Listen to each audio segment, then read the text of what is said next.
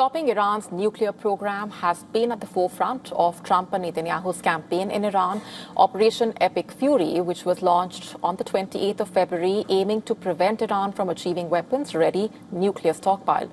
And with the war raging for over a month now, and despite Tehran losing key figures in its leadership, Iran's fight back is making it hard for US and Israel to further make any deep military operation. While airstrikes and long-range attacks can damage facilities, destroying or removing Iran's nuclear stockpile would likely require a full-scale ground invasion. With more than 50,000 troops already present across West Asia and reports of 82nd Airborne slated to join that force, Washington's intention of putting boots on the ground has also been talked about. But such operation would not only face Iran's military fury, but also its natural defenses. Let's just break this down for you.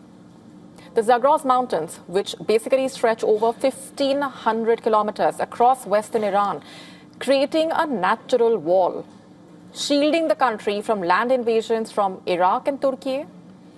The range extending towards the southern coast near Bandar Abbas, adding an extra layer of defense.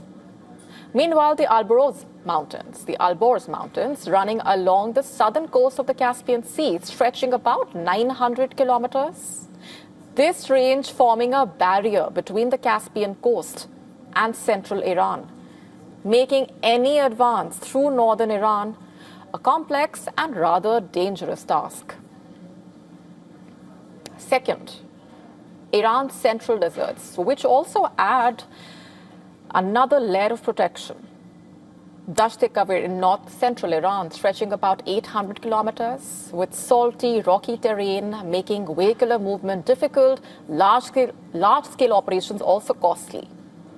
And to the southeast, Dasht-e-Lut is one of the hottest deserts in the world, with temperatures reaching up to 70 degrees Celsius, the desert stretching 480 kilometers and creating a natural obstacle for troop movement, providing strategic defense depth behind Iran's mountain ranges. So that's what the scenario looks like. Iran also controlling key islands in the Persian Gulf and Strait of Hormuz, which provides strategic advantage, basically. Karg Island, which is located 25 kilometers off the coast, is an oil export hub with flat terrain, but easy to defend, using missiles, artillery and drones. Abu Musa, Greater and Lesser Thun are close to the UAE coast and critical shipping lanes. They allow Iran to control tanker movement into the Strait of Hormuz. These islands are heavily fortified, but small size and limited natural cover, making invasion difficult. Finally, the Hormuz Island Group, which includes Qeshm, Hormuz, Larak, sitting at the gateway of the Strait of Hormuz, control over these islands, giving Iran leverage over global oil shipping lanes. And their proximity to the mainland, making offensive operations extremely risky. Any ground operation into Iran would have to be highly specific, limited in scope as well. Otherwise, it could lead to endless deployments with huge costs and limited success, similar to past conflicts in Afghanistan and Iraq. Washington's high-risk military operations have failed before. Operation Eagle Claw in 1980 to rescue American hostages in Iran failed after mechanical issues. A sandstorm and a helicopter collision leading to the deaths of 8 American soldiers.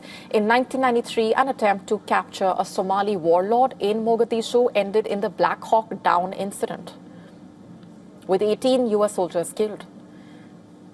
These failures highlighting the deadly stakes involved in any military mission inside Iran.